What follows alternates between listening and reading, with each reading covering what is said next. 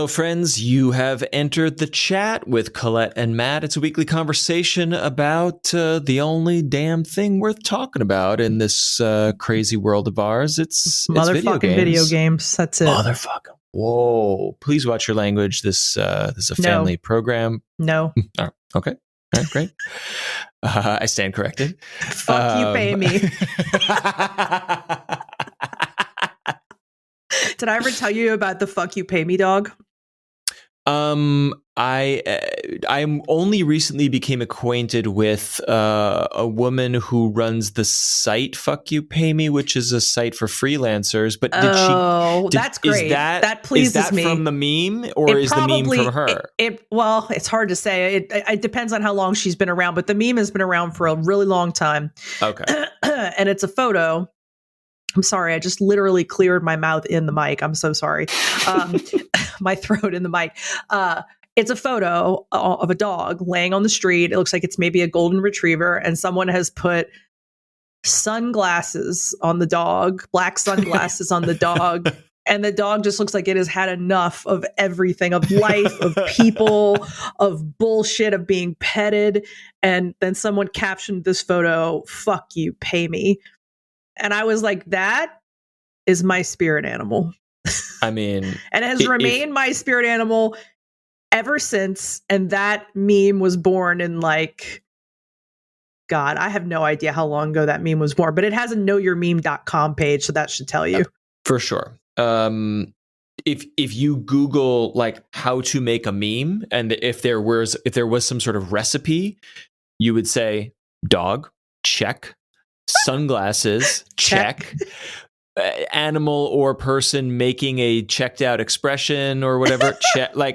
You cannot go wrong with that formula right there that you described. I'm sure I've seen it, but I honestly did not even have to look at it. Your description gave me everything I needed to know. Yeah, and it was, honestly, spectacular. Well, but here's the thing. You should see it anyway, because despite my description, when you see it, it just clicks in a special way that only memes do. And you just are like, that kills me. And I've actually been thinking about buying a mug with "Fuck You Pay Me Dog" on it recently, because I thought that if I was in work meetings or something, it would be really funny to just sip my mug and just stare at the camera.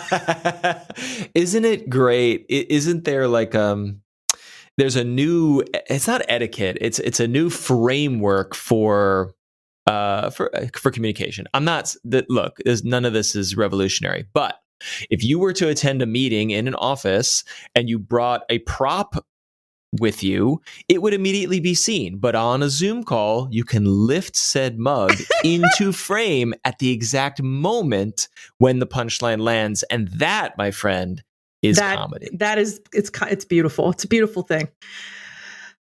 Well, first of all, my name is Matt Silverman. I'm here, of course, with the one and only Colette Bennett. That's it, me. It, you. And, it's hard to say favorite meme of all time, because memes certainly evolve and there's a lot going on at lightning speed here on the modern internet. But truly the one that I always come back to and that I always find relevant is a cat sitting at a kitchen table wearing a bathrobe, I think. And then the cat has just placed a newspaper down and is looking off into the distance. And the typical canonical caption is, "I should buy a boat." I know that one. But you can also then change the caption to "I should, I've been thinking I should do X, We should talk. I should do this.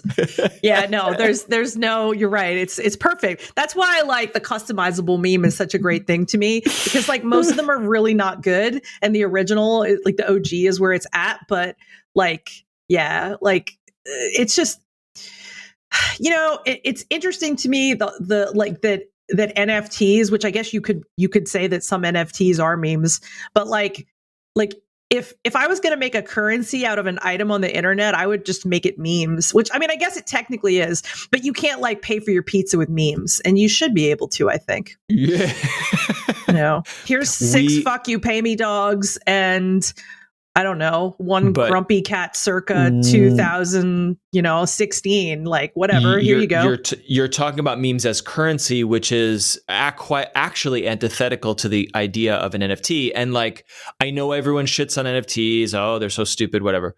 But on the other show that I produce, one of the other shows, we got to interview the creator of Nyan Cat. His name is Chris Torres. He's an artist. Oh, yeah. And have you ever met him or worked with him? I have not met him. I have been in the room with him before at South by Southwest. Yes. But yeah, no, I haven't. Just like a lovely, unassuming guy. And the moral of the NFT story that I took away from him that I reference here and there is the dude made a Pop-Tart cat for charity. Like he is an artist and he drew something for charity and then just posted it on the internet, and it became one of the most recognizable touchstones of online and wider culture in the last decade. Like arguably one of the most recognizable images of the 21st century, seen, consumed, and transmitted by literally billions of people. And he really did not make any money from that by choice, because toy companies, licensing companies flocked to him and said, can we cash in on this? And he said, no, because then it will stop being cool. And he bypassed certainly millions of dollars in licensing deals because he knew that this was culturally important to the internet. And then much later, more recently, this past year, figured out how to put the original image on a blockchain and sell the ownership of the concept to one anonymous person for roughly $600,000 worth of Ethereum. And everyone shit on it. And I say, no. I say this man is made an important piece of culture that everyone values. He should get some value from this too. And if someone wants to own the concept of Nyan Cat the way you could own the Mona Lisa, which is just a piece of canvas and paint, it is not materially anything except it is conceptually the Mona Lisa, then yes, a digital artist should be able to sell that or license that as something. Is NFT the way of the future? I don't know, but it's a cool thing that I think it's really interesting. I definitely find it somewhat difficult to understand, even though I've gotten like some of the rudimentary explanation. You know, I understand the basics. I understand what you just explained to me. But, you know, I have people at my day job who cover exclusively NFTs. And sometimes I've been like, let me go read about this, you know, economy, and like it's very hard for my brain to wrap itself all the way around. But I also don't do Bitcoin training, or, you know, like I haven't really followed any of those. Totally. And I didn't either, but it's weirdly so alien and hard to process, and then simultaneously like, oh, like this dollar bill is just paper, but we ascribe value to it in the terms of like, it took me this many hours, or this much, you know, this much grain or chickens or steel equals this much paper dollars. And like that is no problem. But for some reason we get bent out of and we have been valuing baseball cards and Magic the Gathering cards and Pokemon cards. Like other pieces of paper have value because they're rare. We're all good with that, but then someone's like, well, this concept is on the blockchain. Whoa, what are y'all doing here, you crazy people? Like that's actually, you know what I just realized though, like, you know, you think you own a game that you digitally downloaded. Exactly right. I mean, I guess technically it exists because you have it on the hard drive of your Switch or wherever you put it. But I mean, like, you know, you've already people who have made the transition or who are okay with buying digital games versus having a physical library. Like, I feel like that's maybe somewhere in between the middle, somewhere from going to physical things to things that only exist on the internet, you know? digital things that have value. And then you're absolutely right. And then if you take it one step further and say the files that are copied from Nintendo's servers that then get duplicated onto your Switch so you can play that game, you are paying for the right to get that copy and then enjoy the game. But that copy can be made a billion trillion times. There's no, the data is not valuable. The experience and the intellectual property that is protected by laws of like intellectual property is just data, but we protect it as valuable enterprise or whatever. Right.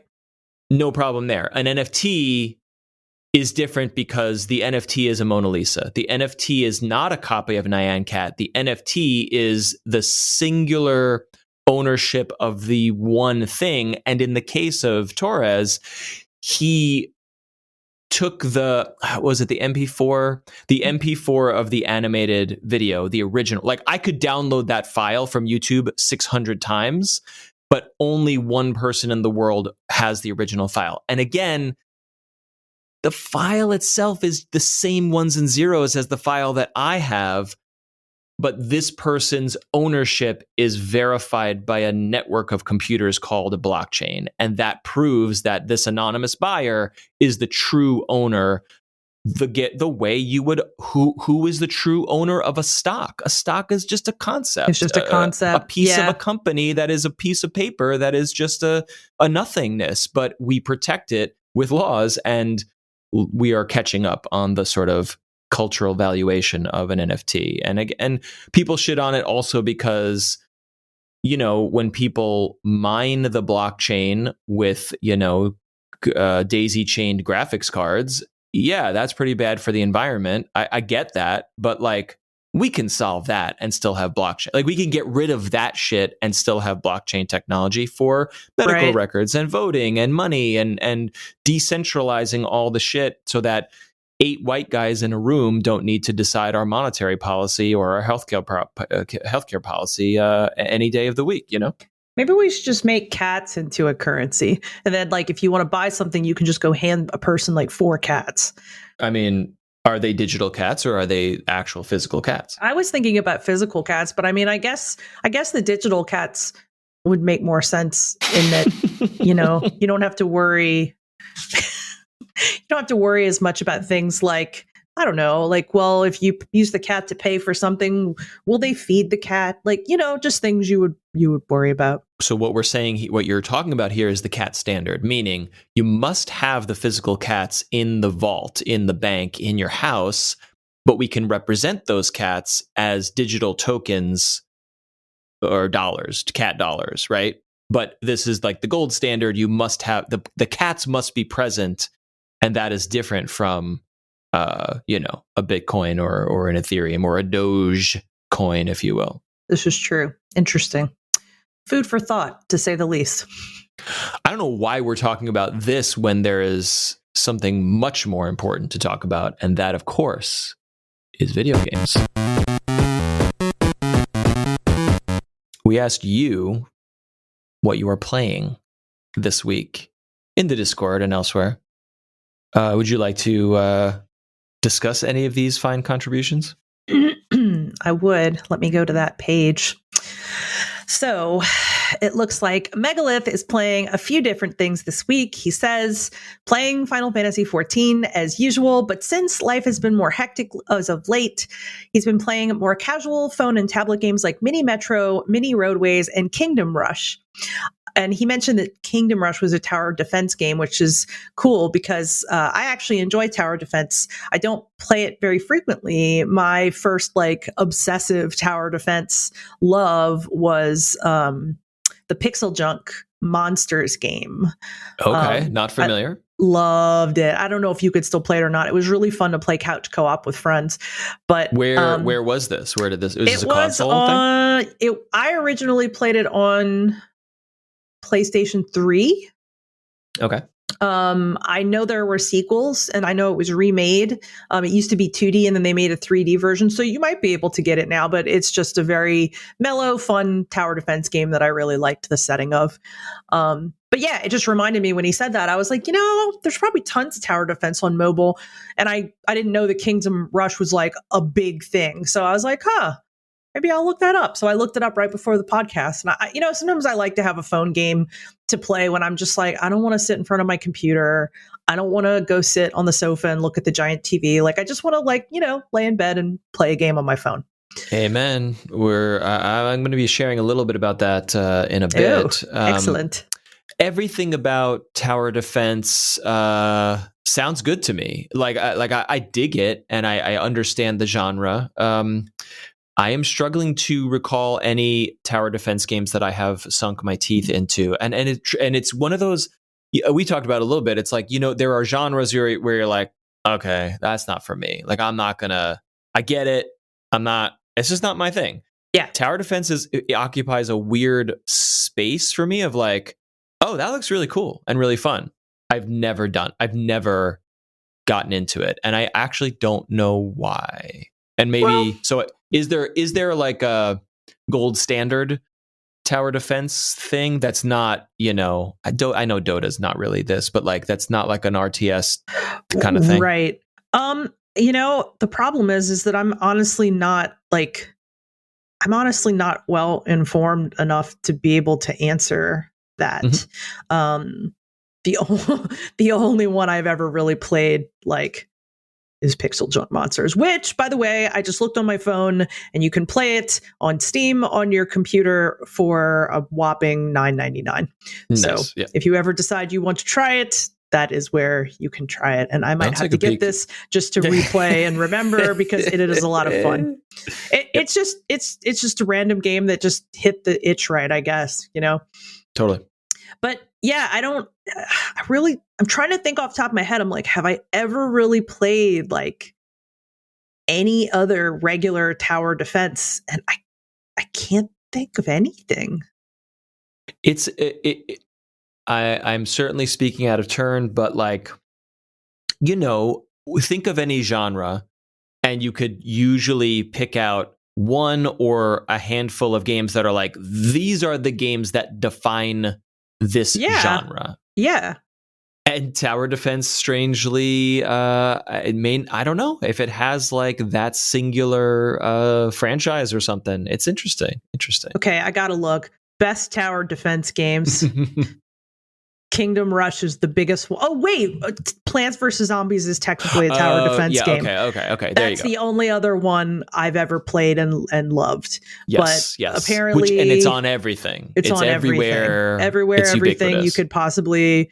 Yeah. But like when I searched that, the first things to come up were Kingdom Rush and Plants vs. Zombies is like the best known tower defense game. So asked and answered. Very good. Yeah. We solved it. Yeah. I simple. love it. But anyway, I like when you ever like ask a question where you're like, I wish I knew the answer to this. Oh, well, there's no way to know.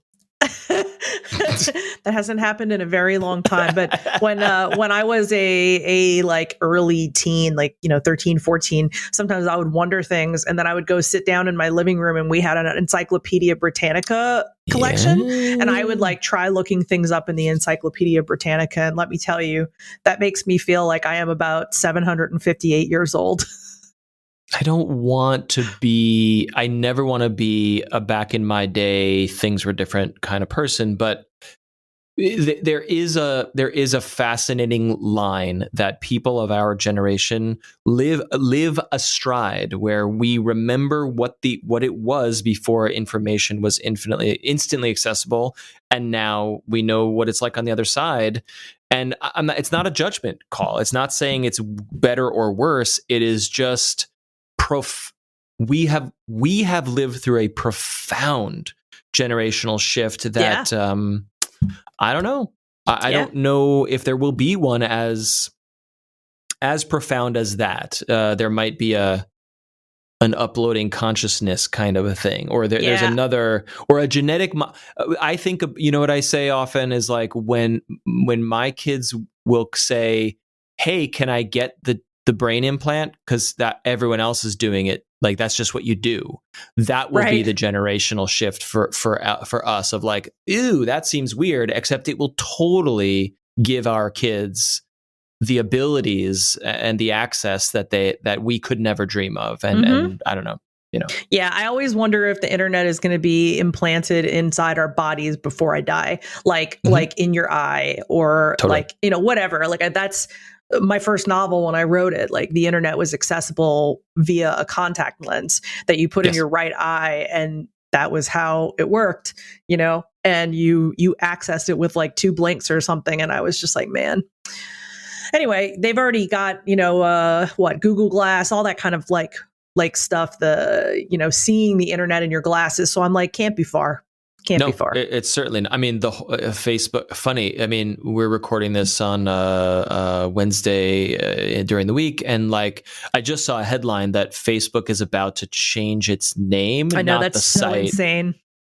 But like the company is, I have no love for this company, but it is very smart to be positioning and jockeying for this metaverse thing. And that word is silly and used often by corporations at this point. But like, it is absolutely where we're headed, that everything is intertwined, that real life and digital life is intertwined, and that we have to get past this like, oh, let me look down at my phone in order to access this part of my life. Now I'm looking back up again. Now I'm in the quote unquote real world. The companies like Facebook and Google, et cetera, are working tirelessly to obliterate that line.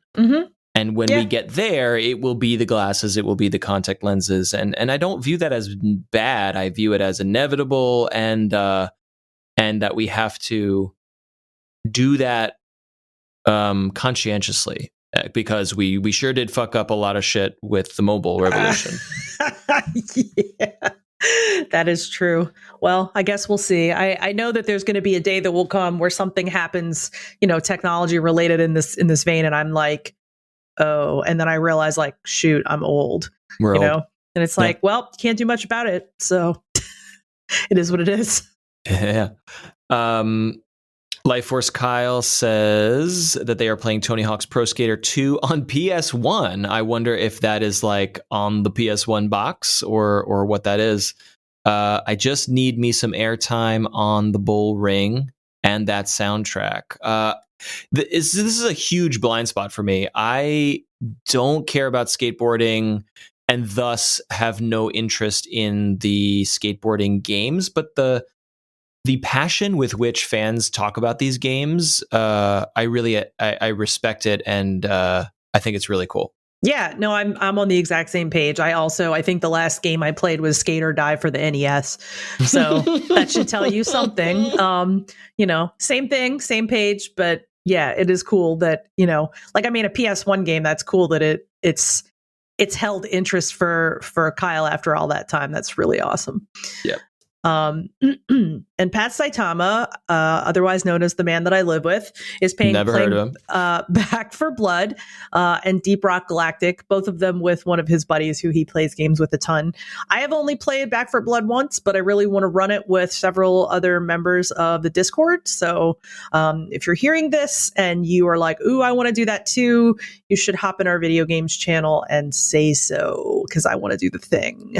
People, I've heard like, oh, it's another one of those games, and that's all it is, and it's fun, and then also a lot of praise for this Back for Blood. Like, you'll have to tell me a little bit more. It's like cooperative horror zombie stuff. What's going on? It's Left 4 Dead for the modern age, in my opinion. I was in the beta for a little while and played it a bit when it first launched, but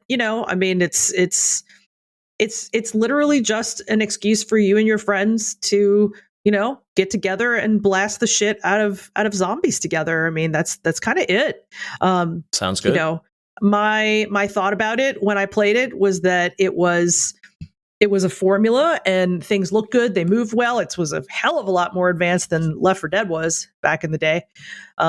So I don't know for sure, but I don't think it's supposed to be a direct sequel or anything like that. But, it's got the 4 in it. So they wanted to, play on the original Left 4 Dead and Back 4 Blood. Yeah.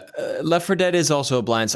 I'm not into the zombie stuff. So like, is Left 4 Dead like a single player kill zombies campaign, or is it cooperative and such? What's going on there? Left 4 Dead was one of the games when the Xbox 360 was big. Left 4 Dead was like the game that like everyone was playing online, and me being a solo gamer almost my entire life was just looking around at people being like, all these people are playing online and I don't want to go do that.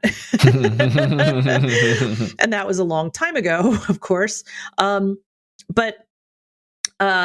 Left 4 Dead, was a huge game. Valve made it, and you could play up to 4 players. I don't remember if it had a solo campaign or not. I think it did, but yeah, like everyone played Left 4 Dead for years, and then notable that this is Valve and that it was a big Xbox 360 game. That seems remarkable. Right. I don't know the history there. I guess that's definitely true.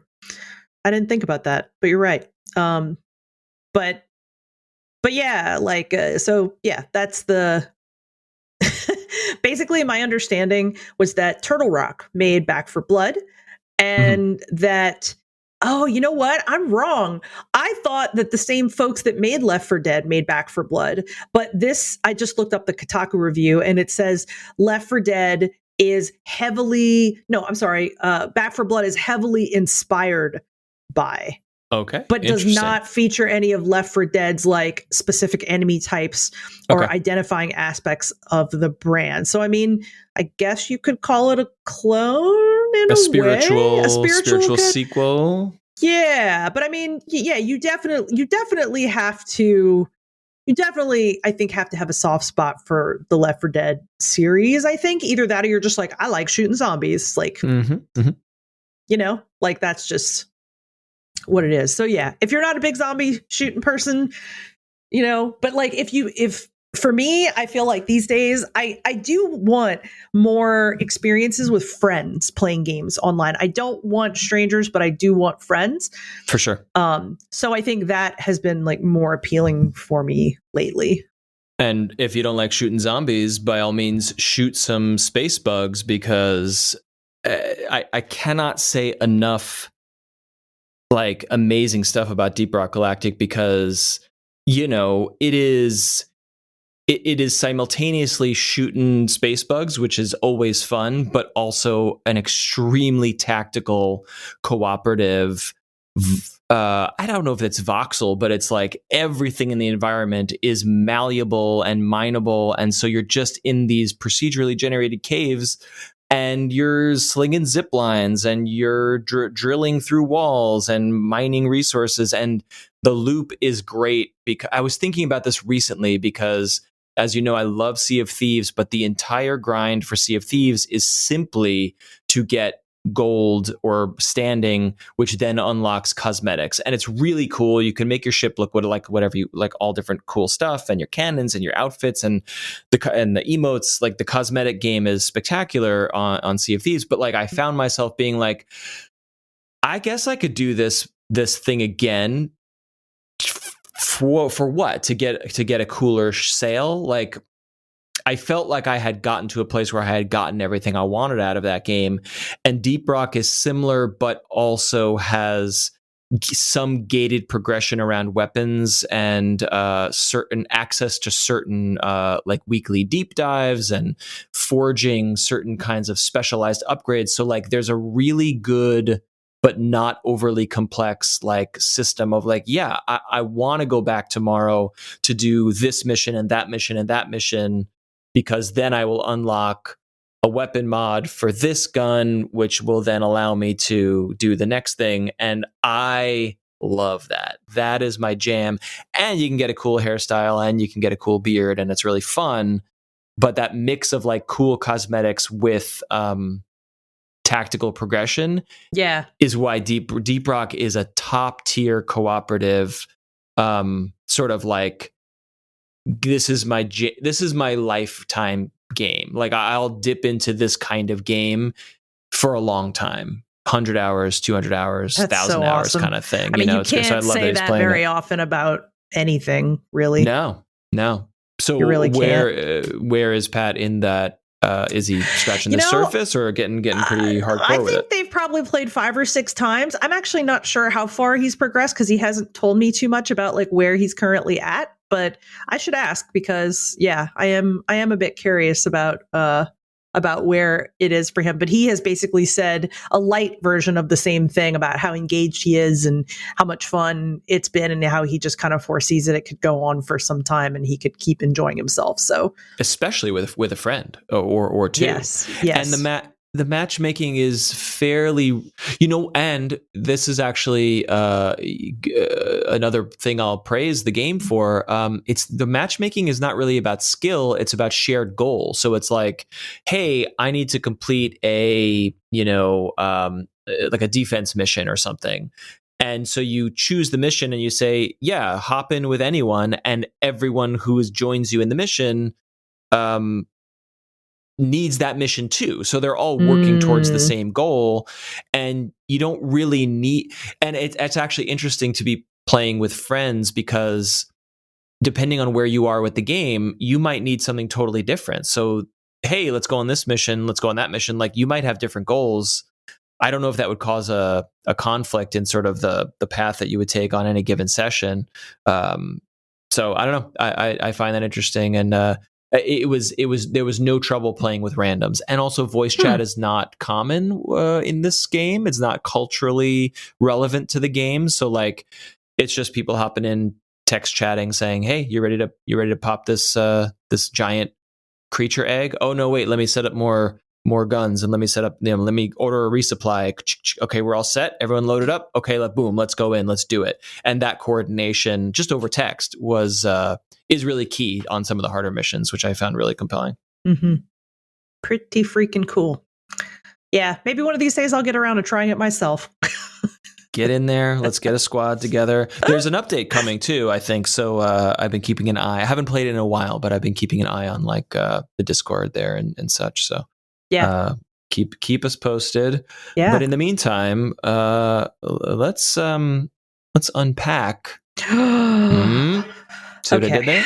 Let's unpack some video games that you are currently playing. So let me quickly first say that the last game that I hyper focused on as hard as the game I'm about to talk about was when I bought Spiritfarer on a Friday night. And Patrick and I played Spiritfarer for several hours on Friday night, went to bed, and then woke up on Saturday morning, like ordered breakfast and literally played the game all day in our pajamas. We could not stop playing Spiritfarer. But I thought you had played Spiritfarer long ago. No? I did. It was a while ago, but it was like not too long after it came out. And I was like, oh my gosh, it's a game about death. This is made for me. And it's cute, cute death. But yeah, like, I mean, we spent the entire day on the sofa in our pajamas playing it. So I remember it really well. So, and now you have experienced some of the beauty of Spiritfarer, which I am so happy about. But so I think it was probably like, I don't know, 4 or 5 days ago, I guess, maybe a week. I follow the Wholesome Games Twitter, which is an absolutely terrific Twitter if you like unusual games of the wholesome variety. That's where I found out about Old Friends, for instance. So I saw them tweet about this game called Unpacking, and it is a really cute pixel art style game where you unpack and put things away. And if my eyes could have turned into literal hearts, they would have, because you see, I hate moving. Yeah. I don't mind packing because I get to have complete control of how things are being packed and how things will be unpacked and all that. But when I get to a new place and I open my boxes and start unpacking, I have the most satisfying feeling as I'm like making this new place my own. Yes. And I also get deep enjoyment from everything being in its right place. So for instance, my like bookcase behind me that everyone always comments on that's like color organized, like I cannot begin to tell you the mental pleasure it gave me to organize all my books by color and size and make sure they were all in their right place. So the idea of a cute pixel video game where I got to literally just unpack boxes and put things away neatly. Oh my God. Oh my God. You're selling me hard on this. And, it's very simple. And of course it's on Switch and it's on many other platforms, but of course it's on Switch because it's such a very Switch type of game to just kind of chill out and, unpack things. But like, this could have been a really simple game. This could have been like a phone game, probably, like, about just unpacking. But the thing that makes unpacking even better than that basic dynamic to me is that you don't just unpack countless rooms, you unpack the actual name of the Twitter account is Unpacking a Life. And I think maybe that was going to be their original title. I'm not sure. But you are playing one character. You never see them, but you're playing a character who you do unpack her things in different homes, and it is the path of her life that you're following through the game. Oh, wow. So she's going to move to different places, and I don't want to say too much more because the story is very subtle, but it's very, very good. And there were like a couple of moments in the story that really got me, like not like Spiritfarer, like sobbing my eyes out got me, but like touched me, like really were emotionally affecting. So just such a beautiful little game. You could, like me, if you're insane, play it in one sitting. It took me about 6 hours to complete the whole game, but I did take a break somewhere in there and like make my dinner. I was gonna say eat food and shower. Yeah, like it wasn't like 6 straight hours, but that's roughly what it took from start to finish with breaks to eat and stuff like that. So that's, but yeah, I mean, like if you have a Saturday or a Sunday afternoon, it's very zen, just like they say on the Twitter, like they're like a zen puzzle game. It is like if your zen is unpacking and making things neat or organizing things, you definitely will enjoy this game. Beautiful little like music, and it's just very, very chill. But what's really cool too about the game is that I got curious, of course, because I was like, God, I'm so obsessed with this game. I finished it and I'm like deeply tempted to go back and play it all over again just to experience the pleasure of unpacking again. Would it be the same? Like, would you get the same satisfaction? I don't think so. To another. It's another. My main question for you, which I asked you already in the Discord, was like, is this a puzzle game where there is a quote unquote right place to put everything, and it's like oh, you solved it, great, on to the next level, or is it more like there's some flexibility, like you to a degree, like, for instance, let's just say you have a living room and you're unpacking boxes and the living room has a big bookcase. So you get to choose where the books go and you get to choose where your knickknacks go and you get to figure out how all those are displayed. But like there are certain things, like for instance, if you have a pair of jeans, you can't just throw them on the bed. You have to put them somewhere in the closet. They don't have to be folded. They can be hung, whatever, but like they have to be put, somewhere. And then there were a couple things where if it wasn't in the right room, it had to be put to the right room. So I had like a laundry basket and I thought it was in the bathroom. And I was like, well, I don't see laundry. So maybe these people, some people keep their hampers in the bathroom. So I put it there. And if you put something in the wrong room, you get a little blinking red outline around it to just kind of let you know it goes somewhere else. Okay. And so I ended up finding the laundry room in the bathroom, which was like I missed the door, seeing the door. It was like a big sliding door. But I was like, oh, okay. But like, that was one of the only times that I've ever been like, where the fuck does this go? Like, for the most part, it's pretty self-explanatory.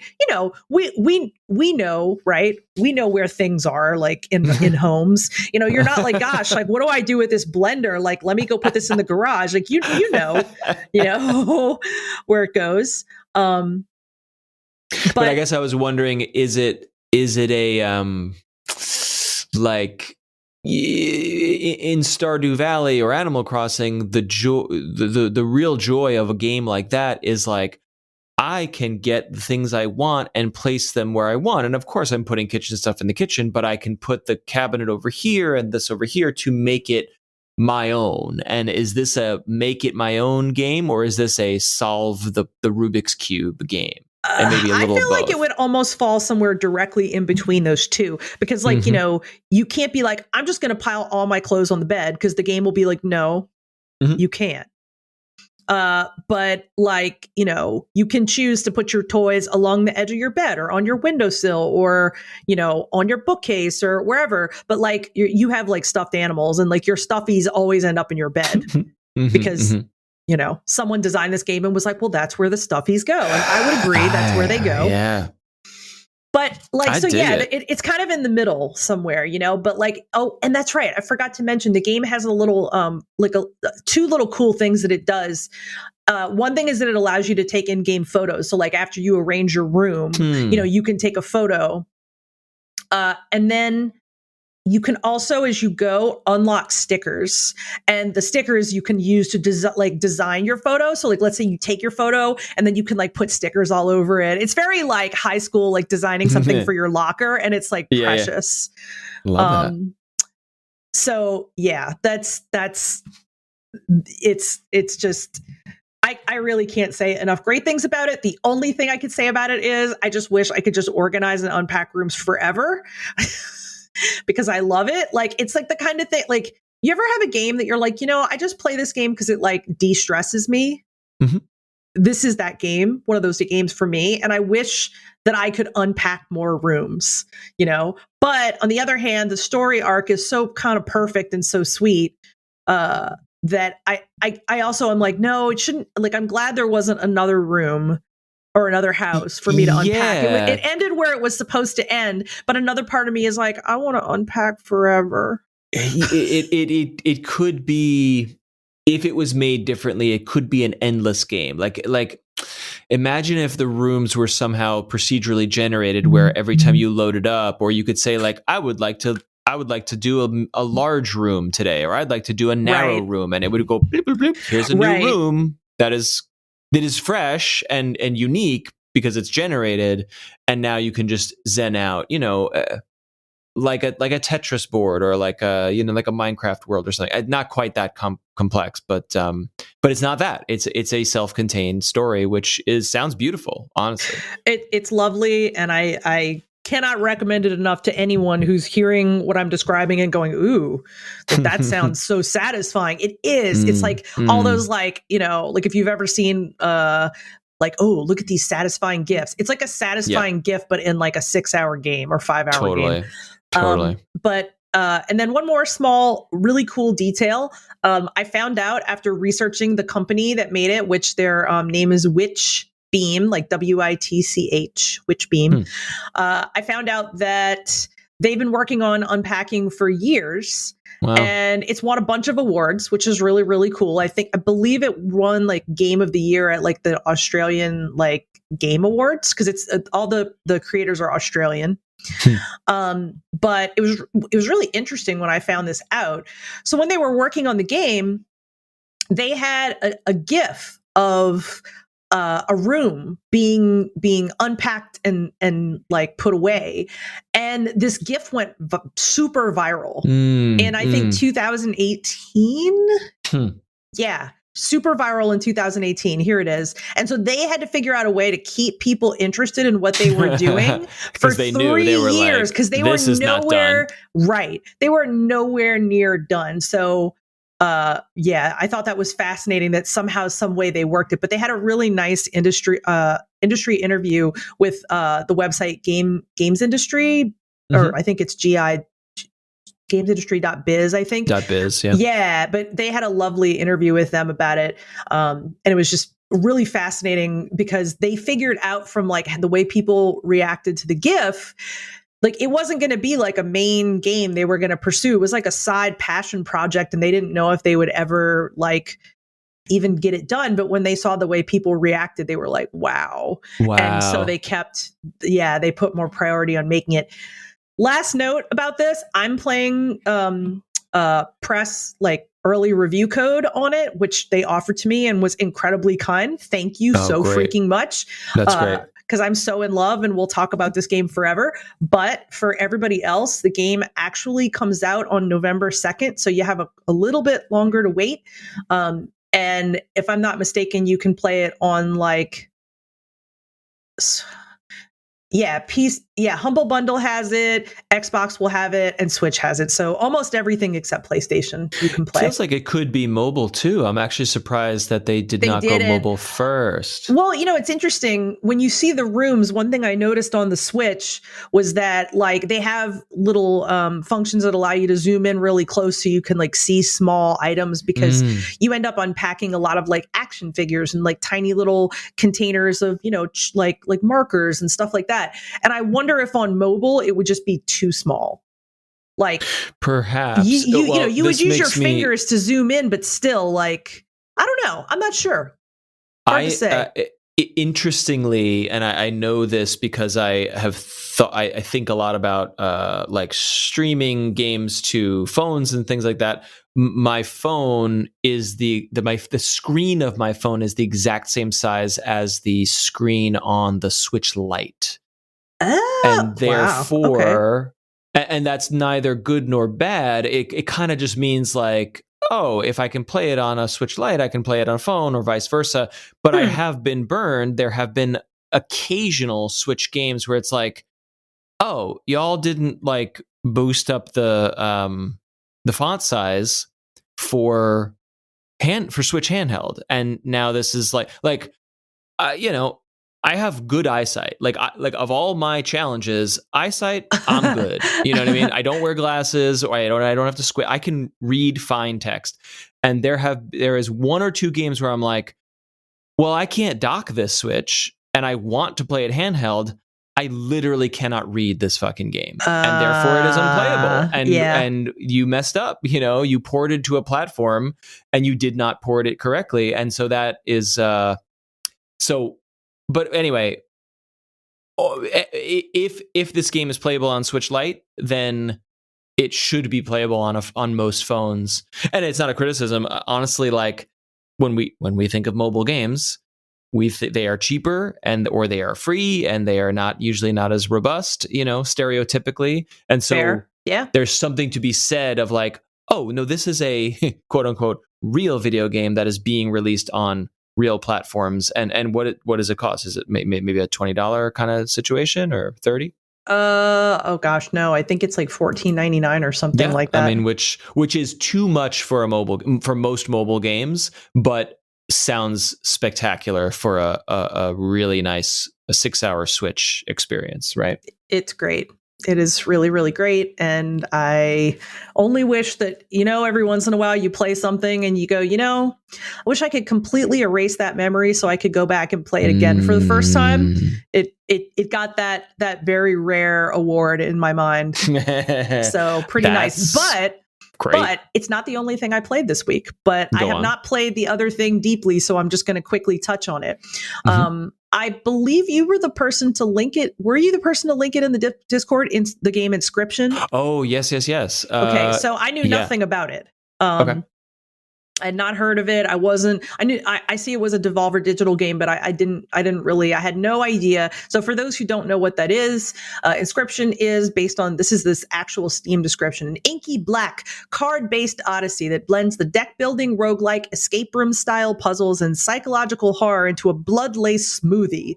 Like, wow, that's some copy, man. That's some good shit right there. Whoever wrote that needs to get paid. But so imagine that you're playing Magic the Gathering, but instead everything is spooky and dark, and so maybe you could like squish together like Magic the Gathering and like Saw. And then so you're basically you're playing a game across the table with something that has only glowing eyes that you can't really see too well, and he's kind of scary. He makes scary noises, and you play games with him or it, whatever it is. And your game is a deck building game where you are using creatures to fight and, very magic based structure, but it's got kind of a cool twist because in order to bring out a lot of your creatures, you either you basically have to sacrifice or kill other creatures to bring new things out on your board. So rather than have a mana cost or something like that, you always have to make sacrifices of blood, or you have to save the bones of like creatures that have died, so you can use the bones to cast some other card or whatever. And I was like, okay, that's kind of dark. That's really fun. And then the person or thing that you're playing against will have you get up and look around the room and interact with the room in ways. So I think that's where the escape room part is going to come in, but I haven't gotten that far. I played for about 35 minutes before the podcast, and then I was like, ooh, I got to go get ready. But all I can say so far is that I really like that it kind of seems like it's a mix of multiple things that I don't think I've seen put all together in quite this way. And if you're a person that's very into Halloween, like I am, it's the right spooky, you're like, ooh, this is spooky. This is fun. So basically great for board game fans, card game fans, and spoopy fans. Spoopy fans. How dark are we talking? How would you play this with kids, or is it too dark? Is it Halloween spoopy, or is it blood and guts scary? The eyes are too scary for kids, kind of thing. I think it all depends on how the kid would interpret it. It's definitely spooky. I mean, I'm not scared playing it, but I don't know. A kid might find it scary. Yeah. Is it disturbing? Is it creepy? Or is it okay? No, okay. I find it creepy, but not disturbing. But it's not comic either, if it makes sense. The aesthetic reminds me a little bit of Darkest Dungeon. I love the aesthetic of this. The aesthetic is what it caught my eye. It was in some. It wasn't the Steam Next Fest. It was. I don't remember where I saw it, but I saw some trailer as part of a check out new games. Maybe it might have been Devolver's showcase or whatever that is. And it was immediately oh, not only is it mixing up genres in ways that, like you said, I've not seen before, but an aesthetic that is very unique. It's very papercraft, log cabin, flickering flames, and I could see the Darkest Dungeon, especially because Darkest Dungeon has a papercraft feeling to it, a hand drawn feeling. But this, I'm not looking at it now, but it is rendered in 3D. It's not a 2D game, even though it's a card game. It's not. You're not swinging from the treetops here, but you're across a table, a 3-dimensional table from this creature, and you're placing cards on the table, right? Is that right? Yeah, that's exactly right. And then once or twice he was like, hey, get up and walk around while I do this or that. And so he was like, don't touch anything. Okay. So I go around, I look around the room, and then I come back and I sit down. But I'm pretty sure based on what I'm reading here on the Steam page that eventually there will be puzzles in the room that I'm going to need to solve. That's cool. That's really, we have talked about, or maybe I just thought about we should do a show of what if you could make a perfect video game by mashing up two great genres maybe they've never been mashed up before, or you have played enough of both where you're wouldn't it be cool? My example that I thought of recently was, wouldn't it be cool if Mario Kart had a Mario Maker kart where millions of people around the world could make custom tracks? Oh, yeah. I thought of this because of Hot Wheels Unleashed, which I have not played it, but I've seen some of it and heard a little bit about it. And it has a track maker in it. So you can make your own Hot Wheels tracks. And I think it's very robust, apparently. And I think you can share them. So imagine if you fired up Mario Kart and you could and then you could play a million different tracks instead of the 16 that you get, which wow. Mario Kart 8 is a majestic, perfect game, but imagine if it had 1 million cool tracks instead of just 16. And so that's an example where I would like to combine two things into one game. And so this it was immediately appealing because it's like, okay, it's a card battler roguelike. Okay, cool. Oh, what's this? What's this spoopy thing? What's this room thing? What's going on in this room? Yeah, I'm eager. You got the demo, right? I just got the demo. The full game. Oh no, the full game is available right now. I thought maybe it hadn't come out yet, but it came out. It came out yesterday.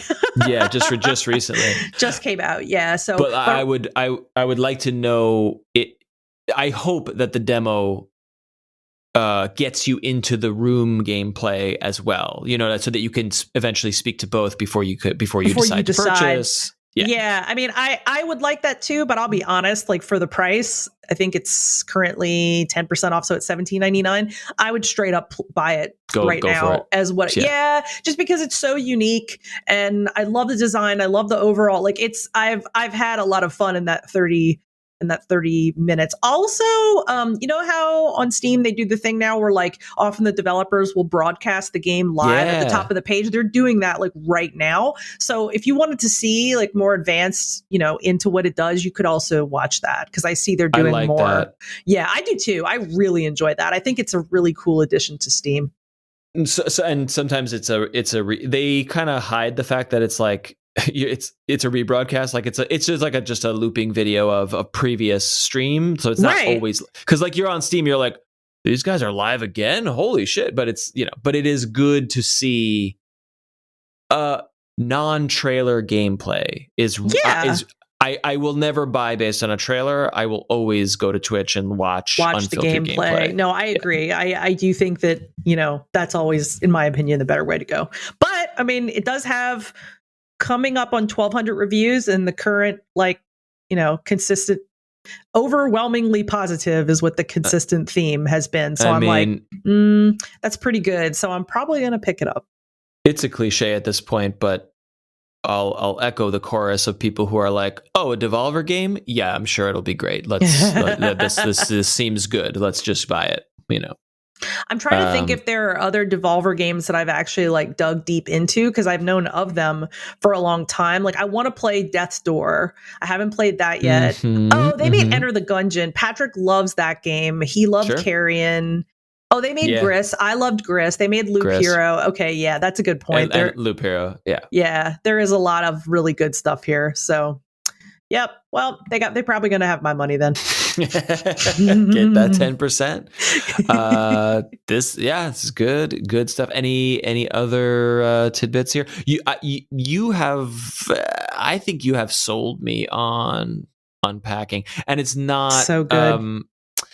It's not a game I would seek out, and it's not. And when I saw the trailer, I was like, wow, this looks really special. But I don't know. But I didn't hit the buy button based solely on the trailer. Like, I think you have gotten me over the final yard line here on that for a couple of reasons. One, it really does sound special, and it sounds like a game that I could fit into my life right now on Switch. But also, I feel like my daughter might really dig it. It's just she would either be like really into it, or she would bounce, like she would just like, oh, whatever, okay, you know. I don't know which one it is, but it's interesting. Either way, I think it's very worth having in your library, whether you play it now or you return to it later or whatever. But it is, I've really never played anything quite like it, and it is even more beautiful for its short runtime, I think.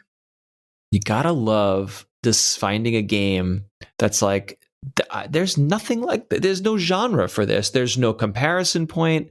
What kind of game is this? Yeah, it's and like, really not the puzzle. How cool is that also? That like that's a thing that's still happening in this day and age when there's been so many games over so many decades. Like, and I love that. I love the idea that you can still make something completely unique. That's just too cool to me. And also that, like, like I'm a subscriber to the r/oddly satisfying subreddit and ones like it, which are full of these like, oh, this perfect thing just happens at the perfect time, or this frosting lays on the cake in a way that's like so perfect. And those gifs power a good portion of the internet.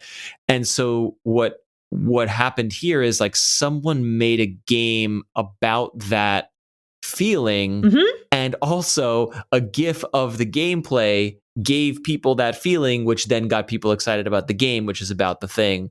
And that is such a beautiful internet loop right there. I think so too. Like, I don't know that I've played games that have kind of scratched the itch a little bit, like when I've played Spiritfarer, it's been like, oh, cool. Like, I'm playing like this little thing where, it feels so good to like, oh, put these pieces up and make this fit here and make this fit there.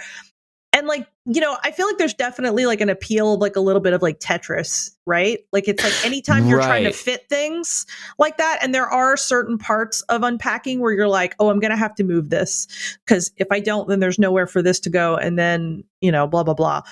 But like, yeah, I don't know. It just, it gave me a deeper level of satisfaction, I think, because it was like that perfect segue between oddly satisfying and wholesome.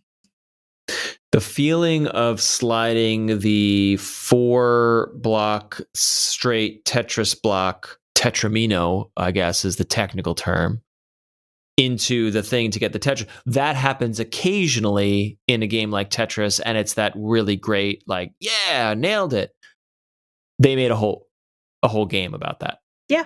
With Unpacking. And that's like, wow, yeah. You distilled it into a whole thing, and that's really cool. It's so cool. It really is. So yeah, if you end up checking it out, you have to let me know. I'm adding it to the big board here, and we're gonna see where it slots in. All right. Anything else? What else? No, not really. That is pretty much all I have been playing at the moment, and I probably am going to replay Unpacking sometime this weekend. Yeah, I would be interested to know when you get on the other side of the replay, like, what was it worth the replay, or did you enjoy it in a different way? Yeah.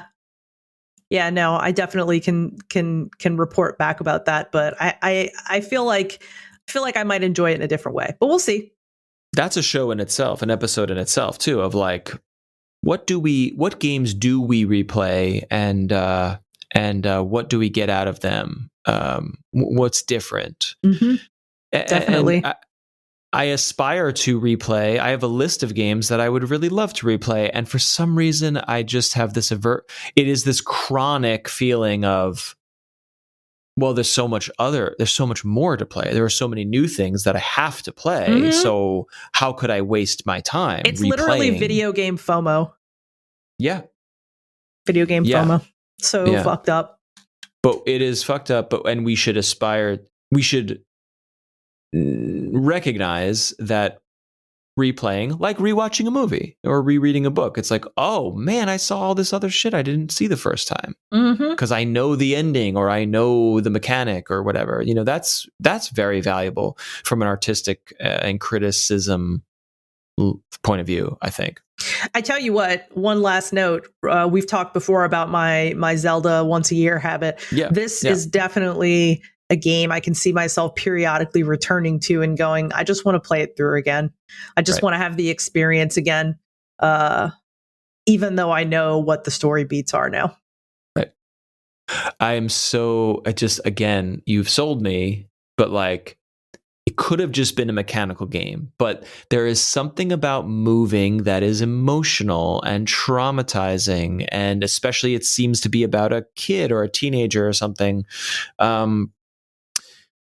We have people in our family who have to move a lot, and it is sad for our family and for the kids in that family. And I'm grateful that I have not been that's not my life and that was not my childhood. But when I think about kids who have to go through that, I'm like, that really sucks. It's so shitty. And so to make a little narrative about the process of that, the mechanical nature of that, and how it connects to the emotions is profound. Like and I'm definitely not giving away, but there is one particular place you will unpack that had, for me, such like an emotional resonance. And then what happens right after that part of the game also has a huge emotional resonance. And I am kind of still thinking about that moment and how it felt to unpack in that one space, and then how I felt after seeing where the game goes next with the story after that. And I was just like, wow. So yeah, I really hope you play it. I would love to hear your thoughts when you do. That's really nice. Okay. Yeah. All right. That's locked in. I might, well, it's not out yet. November, man, I gotta wait. Yes. So you have 11, 12, you have just about 2 weeks, just under 2 weeks to play whatever else, and then reserve November 2nd to do whatever, like a 6-hour binge, to just be like, hi, it's Tuesday. And when, like I need to get my work out of the way so I can literally just play this for like through. Straight. I couldn't put it down. I could not put it down. Amazing. That's really cool. Side note, in our quest for getting, small Pacific Hemisphere game developers on this show, this is such a, like we said, this thing doesn't have a genre. It just came out of nowhere and is a special thing. Like, I don't know. You got a review copy from the devs. Maybe we could bring them on here and have the discussion, similar to Old Friends, because again, that was, Pet Sim is a pet sim, but like this, it has a uniqueness to it, and they seem very happy to be part of our discussion. I would be more than happy to reach out to them and ask about it, so we can definitely talk. Nice. That sounds fun. Yes, I will keep you posted. All right, stay tuned for that. I know we got to get out of here in a little bit, but I, as I said to you, and as you alluded to, I started to play Spiritfarer. I had originally gotten it on Switch, and I was just so disappointed with the way it handled the frame rate, or the way that the background image was displayed on the, and I don't want to get too far into it. I have no problem with a 30 FPS kind of experience, but like, it just felt so janky. And I was waiting, and I was like, oh, maybe I could do a Game Pass thing. Maybe I'll wait for it on sale. And I don't remember what it was, but I just grabbed it on Steam and then fired it up, and I was like, oh, this is how this beautiful thing should be played, because the art is so good, and now it's just so fluid and beautiful. So I would say maybe I'm a quarter of the, if the percentage counter of like unlocking stuff is any marker, I'm probably about 20 to 25% through the game. But all I'll say is, because like, it's old news, I'm sure many listeners have already played Spiritfarer, but I really did not understand what this game was, because I perceived it to be a story game or a linear game or a very light management sim kind of game, like super like, like Animal Crossing is also like fairly light on the mechanics to an extent. It's more about the cuteness of it and the whatever. And I was so surprised by how many layers of the onion you peel back on this game. Because every time, those games where it's like, you start and you're like, okay, it's this. Oh, wait, it's also this. Oh, it's also this. And it delivers that feed of mechanical tutorial to you at the perfect pace, where just as you have gotten your hands around the first level, it's like, and now what about this? And you're like, oh, I can do this now. And I can like go off in this direction and do something totally different, and still learn the next layer of mechanic. And I have been so impressed by how busy it is and how much there is to do. in this really special, spectacular world, even down to the point where like you unlock the sawmill or the forge, and even processing materials for crafting is a mini game. You have to pump the bellows, or you have to cut precisely along the line of the log so you get the most return on your wood cutting. Like, every time I get to that new thing, I'm like, oh, they didn't have to do that, but it's so but they great. did. They so did. Great. It's so great. I really think I am going to buy. This conversation is like bringing back up all my warm Spiritfarer feelings, and I'm like, I am going to go buy that T-shirt. Yeah. and you sent it to me. This is official Spiritfarer merch with a picture of Stella and the cat Daffodil, right? Yes. And you sent that to me, and I'm right. And I hope this really does not spoil any story or anything, but there is talking about stuff this game didn't have to do. You unlock a way to change your clothes and change the color of your outfit and stuff, which is like, yeah, of course I want to turn my hat purple because heck yeah, it's fucking Spiritfarer. Let's go. And so the idea of this T-shirt being like the official, you sent it at the exact moment where I was just at that moment in the game too. Oh, that's so cool. Really, really fun. And I'm playing it. I'm playing it alone because I was trying to feel it out of like, is it too emotional? Like, the reason I stayed away from the game, and I think I mentioned it here as well, is just like, I don't think I can handle this game about death, in this crazy time we're in. Yeah. And I'm sure it gets sad, and I'm sure it gets emotional.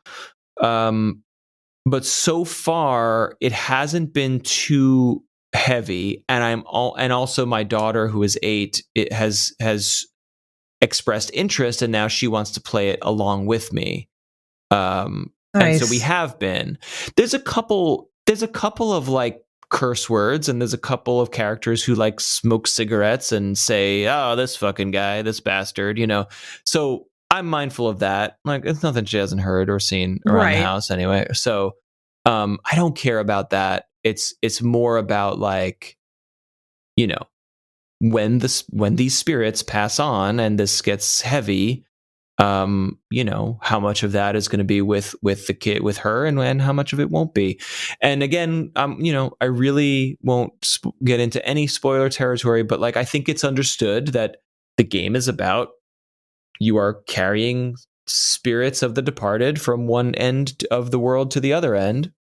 And so far, only one has made the transition, and it was powerful, but I wasn't not like curled up on the couch just yet. You know what I mean? Yeah, for sure. I have to say this. I feel like if you were gonna show a child a game that was gonna be about death in any way, like, it's a pretty beautiful, like, tender portrayal of death in my opinion. Like, it makes it feel like a passage, like a transition to me. Right. And I like that. Yep. In a way, I could see a game like this becoming the go-to piece of art for the talk. You know what I mean? Yeah, definitely. I can too. I don't know if I feel that way yet, but it is shaping up to possibly be. And we're not a spiritual household. I do not believe that death, when you die, you just disappear. There's no soul. That this is my feeling based on, I'm a naturalist. Things that I observe in nature scientifically to be true or unknown, that is all we can know. I do not speculate that there are other things that we cannot know. So I am of mixed feeling there too, of like, I don't want to inform my kids or allude to the idea that there is some sort of spiritual afterlife or whatever. But I think this game ever expresses that. I don't. Yeah, I think you are right about that. To me, it crystallizes the beauty of the life lived before it, the memories that person has, and even kind of their last moments. But I don't think at any time it suggests, well, actually, I take it back. There's one moment where a specific thing that happens at the end of every death that I personally feel suggests something spiritual and beautiful. But it's so It's so very symbolic. It's symbolic. It's not. Right. It's not like, oh, and now she's in heaven. Now it's not that. So it is artistically very precise in that discussion. And no, definitely. I don't think that. And you'll have to tell me what you think as you go through. But I personally do not think that it would ever suggest like, oh, there's a heaven or anything. No, I don't. I think it's I personally feel like it's a pretty religious-free. Oh, for sure. But I also just adore that it's like in mythology, the time between mortal death and the spiritual traversal, which, in mythology is the river Styx or the Egyptian whatever. Like, it is just like you go from point A to point B. And in Spiritfarer, it's a whole ocean of stuff going on. It's like spirits living lives because they have shit to do. And that is really... It's really cool. There's a museum. There's a town. There's a farm. There's a place where the sheep go. Like, there's a lot going on in this sort of what would you call it? A purgatory kind of world that this is set in, and it's really fun. Yeah. No, you're right. Well, I'm very excited for you. That's all I can say. I will leave it at that. We'll leave it at that.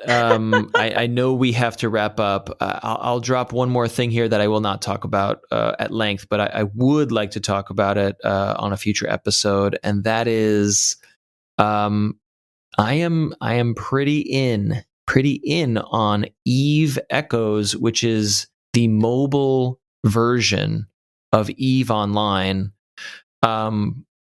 And wow, I have been fascinated by Eve. I have played Eve for a little while, but every time I try, it's like, oh, right, I need to be at a computer making spreadsheets for thousands of hours to play this game. And now it's on my phone while I watch TV. Wow. And it is the vehicle by which Eve Online has become very accessible to me and my life. So I have a lot of thoughts to share about it I was craving an MMO, but not craving the MMO commitment. And this does MMO in a way that's almost as deep as the real thing, but simplifies things in a way that's like, oh yeah, no, that is actually way better. And makes it way more, it's in my pocket. I'm not chained to a desk, and it's actually quite compelling. So I'm saving that for a future discussion. I know you got to run. Any final thoughts before we get out of here? Not for me tonight. I really thought this was a great conversation, and I'm just excited about the existence of all these games, really, that we've talked about tonight. Amen. Good stuff. Amen. Thanks for entering the chat with us. Our theme music is by Azure Flux. Our logo is illustrated by Just Call Me Katarina. And you can get in touch with us in the Discord. Please hop in there. The link is in the show notes. Also, have entered the chat at gmail.com. Tell us what you're playing. We like talking about it here. And if you enjoyed this episode, rate and review in your podcast app of choice. Thanks for chatting. And we will see you next time. Bye-bye.